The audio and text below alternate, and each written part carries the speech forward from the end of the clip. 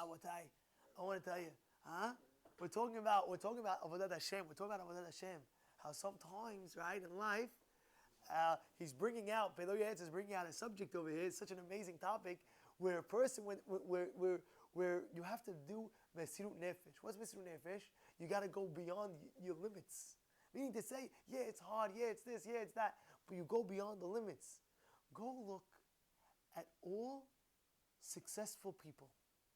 If you study them, if you analyze it, they went beyond their comfort.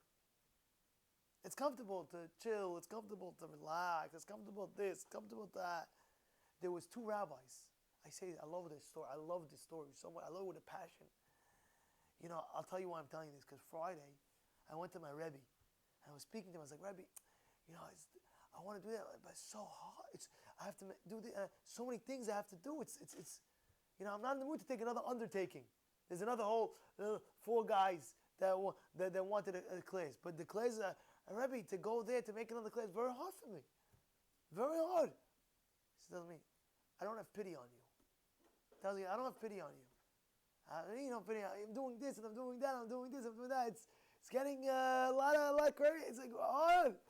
Now another class just came in. I have to give another class. Very, very hard, right? Another shiur, another this, another that, and I have to travel there and travel there. I don't feel bad for you. And I remember this story, and it gives me so much chizuk. It gives me so much chizuk. What happened? There was, and I said this once, but it's so good. There was once 2 brothers. But these brothers were not just brothers. They were brothers. They loved each other. And they were harutas.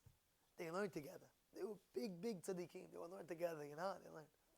And as they're learning, one brother got up to get the Gemara from the bookshelf, right? They were in the middle of learning. They needed to get a sefer, another Gemara. So they were learning one Gemara. They had to go. One brother went to the next Gemara. By the time he got it, this. It took like a minute or two. And he sees his brother, when he comes back to the table, his other brother, his head's on the table, sleeping, like relaxing, putting his head down. He was dead tired, they're learning so much, he put his head down. Hello. So what did he do? He said like this. Before he went back, he said, listen, the guy who was coming back, the brother that was coming back with the Gemara, he says, if my brother is sleeping on the table with his head straight on the table, that means he's dead tired. But if he has his arm, meaning he put his arm to have like a cushion, and then he put his head on the table, then he's going to get it from me. He goes, he sees that he had his hand on the table, and then he put his head on his hand. Like, you know what I'm saying? Like his arm for him. So he said like this. He gets there, he kicks his brother's chair.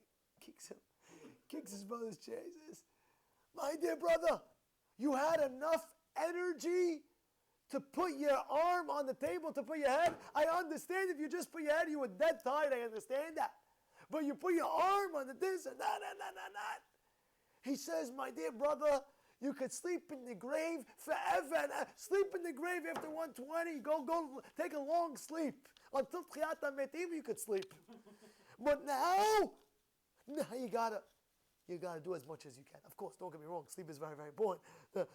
These people we're talking about, these one levels we're talking about. I'm just bringing out the yesod, the foundation that you understand. That life, this world is not about sleep, it's about doing. This world is called Olam Asiyah. Olam Asiyah means this is the world of doing. This is Olam Asiyah. Again, go look Nesifrek. Don't look, but right. There's a lot of. Ben Ish Chai speaks about it. There's different olamot. There's Olam Atzilut, there's Olam Yetzirah, there's Olam Beri'ah. This world is called Olam Asiyah, the world of doing. You have one shot in your life. You could be a champion, or you could be a loser. You choose what you want. And Hashem says, B'chata b'hayim, choose life. That's what He says. Choose life. You choose, Rabbot.